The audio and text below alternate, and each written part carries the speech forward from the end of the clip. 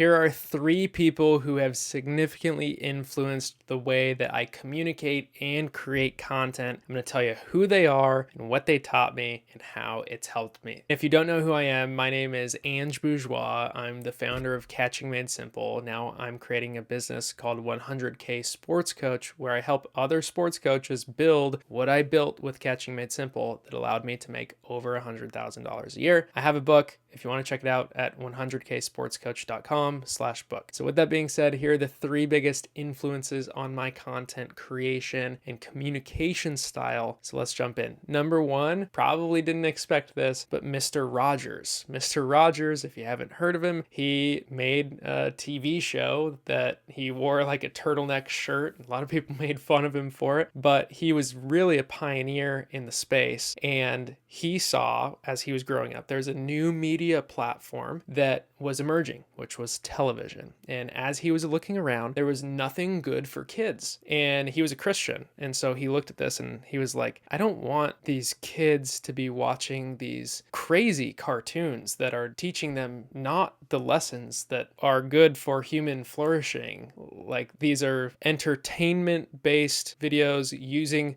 the retention editing of the time, which now it's gotten a whole lot more advanced. But these cartoons were not helping the kids learn to think and create values and all that kind of stuff. And so what he did was I believe he dropped out of school, maybe dropped out of seminary, or maybe he graduated and finished. But then he went all in on content creation for kids with the intention to teach them the principles of life. And there's a few things that just really stand out about that whole experience to me. One of them is that he saw the new emerging platform and saw that there was a gap there and that he went and filled it. The other thing was that he did it for kids. That also reminds me of C.S. Lewis, who literally was not allowed tenure at his university because he wrote books like the Chronicles of Narnia that were for kids. And people looked at him and laughed, and he said, I don't care. I don't want your tenure. I want to use the influences that I have to help shape the values of kids in a positive way. And so, 1, I love that he identified the opportunity. 2, I love that he identified the problem and the gap. And 3, I love that he went to the kids and helped teach them the right things. I just really, really respect that. Now, the thing that's helped me the most when it comes to the actual content creation side and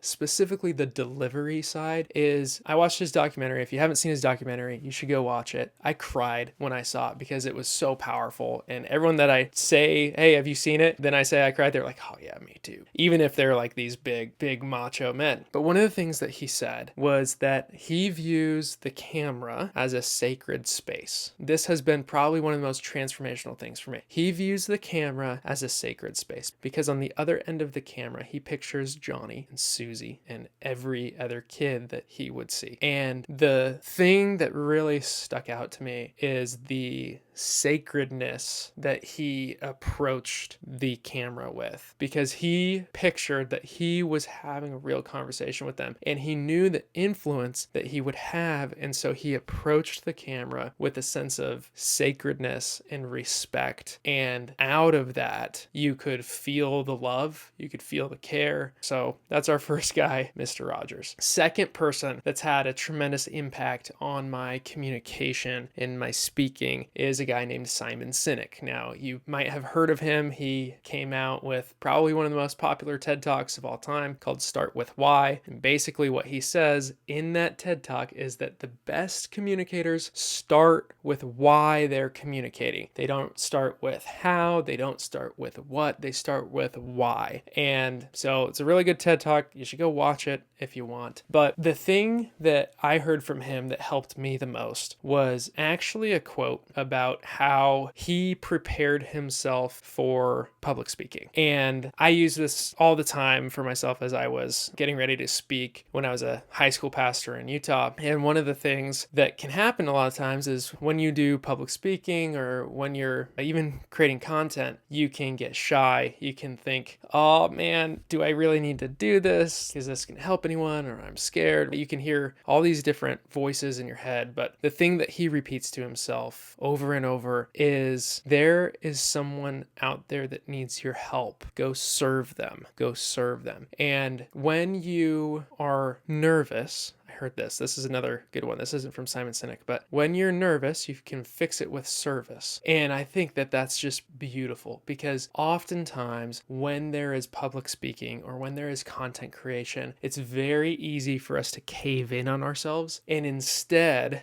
if you can just get in the mind frame of there's someone here and I need to help them, then it frees you up to not focus on yourself, but to actually focus on connecting with the person and helping them put into action whatever you're talking about. That is the second person that has had a tremendous impact on me and how it's helped me. Something that I continue to repeat to myself before I talk about anything, record content, any of that stuff. I try to, again, picture the camera as a sacred space and then think, okay, how can I help them? How can I truly actually help them right now? That's been something that has really, really helped me in my content creation. The third person is another guy named Marcus Sheridan. This is the guy who wrote They Ask You Answer. I got a job working at his coaching company, and he is just one of the best communicators in the whole world. I truly believe that. And he taught me so much about communication. One of the things when it comes to speaking is the bigger the room, the more animated you have to be. The smaller the setting, the smaller and quieter your communication has to be. So I thought that was a great example of when we are in a big setting. If we're at a camp and there's 50 kids, 100 kids, or if we're at like an assembly, there's 500 people here, you better be big so that you can fill the room. But if we're doing a smaller setting, this is kind of a more smaller setting because even though millions and millions of people might see this, this is technically a one-to-one video without using your name. And I can be a little bit quieter, more reserved, more intentional. I don't have to be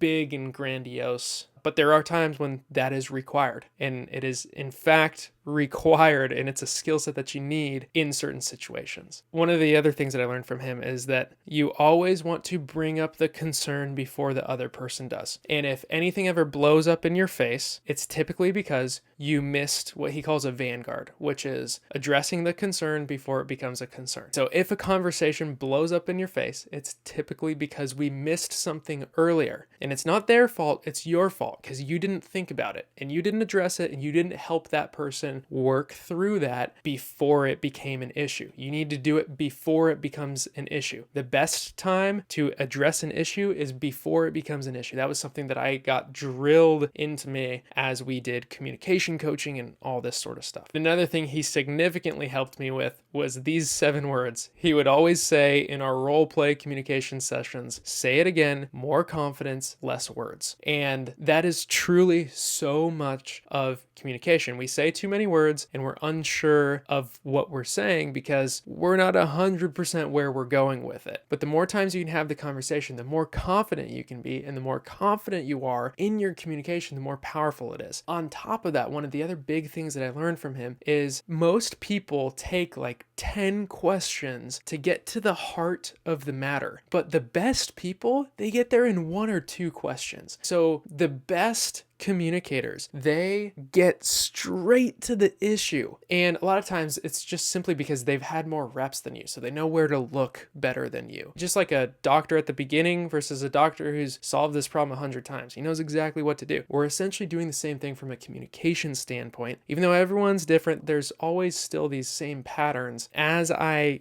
have gotten better at communicating, I have seen that the time that it takes to get to the core of the question goes down. And that's what we want to see. Again, I've learned so much from Marcus. He personally coached me in a small group setting every 2 weeks. And it was the best part of my job, without a doubt, because I truly leveled up so much in my communication from that. And one of the things that he really helped me with is just being more direct and being okay with it. In the past, I would very much just talk around things. I didn't want to cut, again, straight to the heart. And he would just get on me about it, and in the best way possible. And with the idea that clarity is kindness. If there's something that needs to be talked about, you need to talk about it directly. You need to bring it up. You need to go straight to it. It doesn't do anyone any good leaving things vague. You need to be able to go into it. But as you go into it, you need to vanguard it, and you need to go in with curiosity and with questions first, because if you go in assuming and hard, then it's going to blow up. And again, if it blows up, it's not their fault, it's your fault. You didn't approach it with curiosity, you didn't approach it with the right questions, and you didn't get ahead of whatever the potential objections or whatever the things that they're saying in their head are. You didn't get ahead of that well enough to disarm them to be able to have the conversation. And